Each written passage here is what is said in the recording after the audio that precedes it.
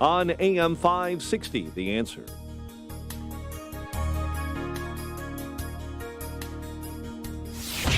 This hourly segment is brought to you by HealthQuest Radio with Dr. David Kobaba. Every Saturday morning at 11, right here on AM 560, The Answer. Only the biggest stories, only the biggest guests, and only the biggest opinions. This is AM 560, The Answer. Dan and Amy, a footnote on our coronavirus discussion before the Mike Scott's newscast. There was this report out of Japan that a Japanese tour guide got the coronavirus, hospitalized, was cleared, and then got reinfected. That's the only case of a possible reinfection that I've heard, and that case is in dispute as to whether or not that tour guide was actually ever really cured. Tested or cured. Yeah. So, and anyway. also, too, please keep in mind, in 2009, H1N1, Obama was president. Remember back then? We had 60 million Americans get H1N1. 270,000 of them had to be hospitalized, and 12,000 died. And I don't remember that back then, them making it a political issue. You know, the Republicans, weaponizing that virus back then to make Obama look bad. I guess. But back then we didn't have the exigent circumstances we have today. I remind you, Costco has stopped giving out free samples. And that's a world in which I just don't want to live. I know you're such a big shopper, too. You're just going to have to go to Sam's Club now. Switching gears to the campaign trail, Michigan primary tomorrow. And it could be Bolshevik Bernie's last stand. If he doesn't win Michigan. He gone, you think? Or the numbers aren't just there? I mean, he can carry on. He'll carry on for a while yet, but Joe Biden is going to extend the delegate lead, and the air of inevitability will be that much stronger around him. We have polling from Ogden and Fry, which is a Chicago-based robo-polling firm, that has Biden up 30 points on Sanders in Illinois. Wow. And remember, 4 years ago, Sanders came back to win Michigan, and he narrowly lost Illinois, like 51-49 to Hillary. So it just feels different than it did 4 years ago when Bernie was surging and Hillary Clinton was sort of a bobber in the water. It actually feels almost the opposite right now. And that's despite the fact that Joe Biden isn't exactly affording himself any better on the campaign trail. In St. Louis, Missouri over the weekend, Joe Biden is, he's become Irish, and he's rooting for Trump's reelection. Turn this primary from a campaign that's about negative attacks into one about what we're for, because we cannot get reelected. We cannot win this reelection. We can only reelect Donald Trump. You want to nominate a Democrat, a lifelong Democrat, a proud Democrat, an O'Biden-Obama Democrat. An O'Biden-Obama Democrat. That's a new kind of Democrat. You got your blue dogs, you got your yellow dogs. Now you have your O'Biden-Obama Democrats. Okay. Bernie Sanders, to his effort to try to turn around his flailing campaign, brought in Jesse Jackson Sr. to Grand Rapids. I stand with Bernie Sanders today because he stood with me. I stand with him because he stands with you. Thank you, Jesse! Was it me, or did Jesse Sr. seem a little sleepy, to borrow a Trump? He's sick. Yeah, he's not well. So he's battling something that nobody really wants to discuss, but he's not well at all.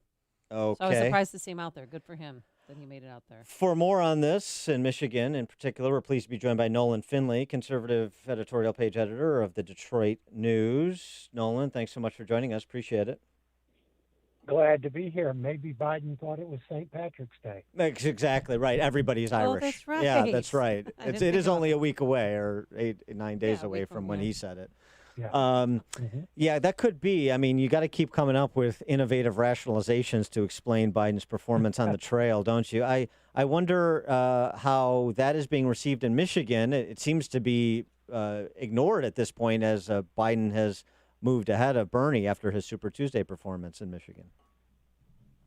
Well, it's hard. Michigan's a hard place to tell looking at the primary. I would remind everybody on this day, 4 years ago, Hillary Clinton, every single poll had her up plus 20 or more.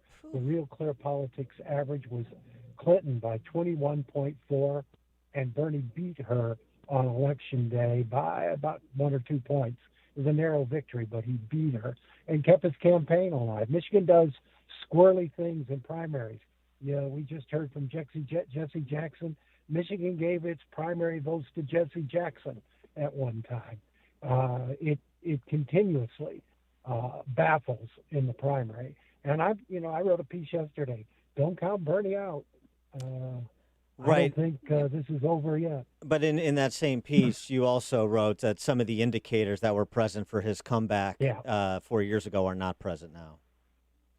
Yeah, no, he whooped her in the outstate areas, outside of the metro area, badly last time. And this time they're tied. Older voters are going with Joe. Younger voters, of course, those under 30, 35 are still with Bernie, but there's no indication they'll vote. They haven't been voting. I think it'd be tougher this time for him to surprise. But my question is, if tomorrow does put a spear in Bernie, and all Democrats have left is Joe Biden, and they wake up and look at Joe Biden as their candidate, that can't make them feel excited and enthused. Yeah. He's not a candidate that's going to ignite great passion in their electorate. Well, does he have the stamina to even make it? I mean, and then there was Amy Klobuchar was in Grand Rapids when she slipped and said, I'm joining the ticket.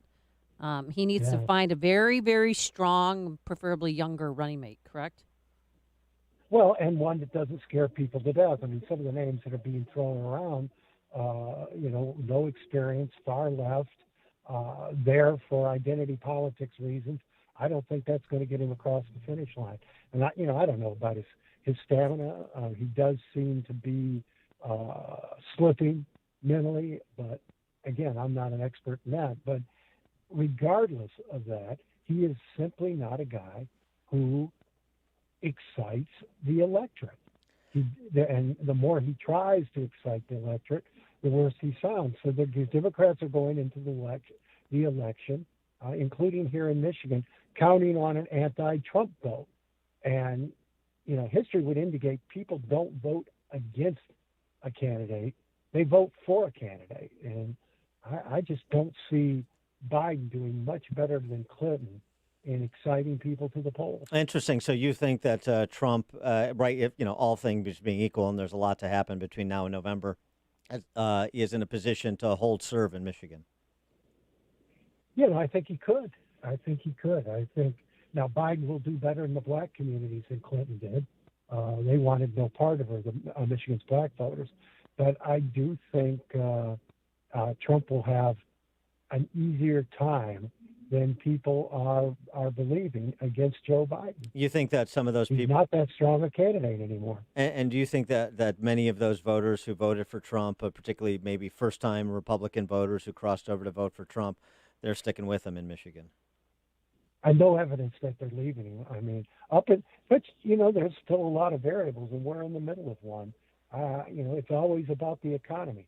The economy's been chugging along, and I can't tell you the number of never-Trumpers and Democrats I talked to in recent weeks who have said, well, it'd be hard to vote against Trump with this economy.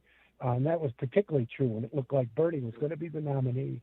But if this economy tanks because of the coronavirus, I think it would be hard for any president to get reelected.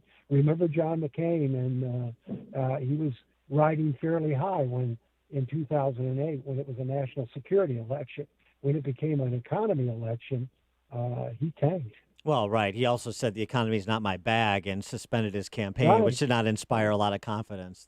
But your point is well taken that it reshuffles the deck. He is Nolan Finley. He's the editorial page editor of the Detroit News. Nolan, thanks so much for joining us. Appreciate it. Thank you. I appreciate it. Take care. Yeah, and we have some breaking news. Trading has halted.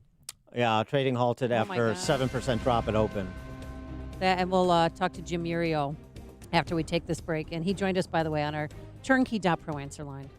If you're talking about it, Dan and Amy are talking about it. It's Chicago's Morning Answer on AM 560. The Answer.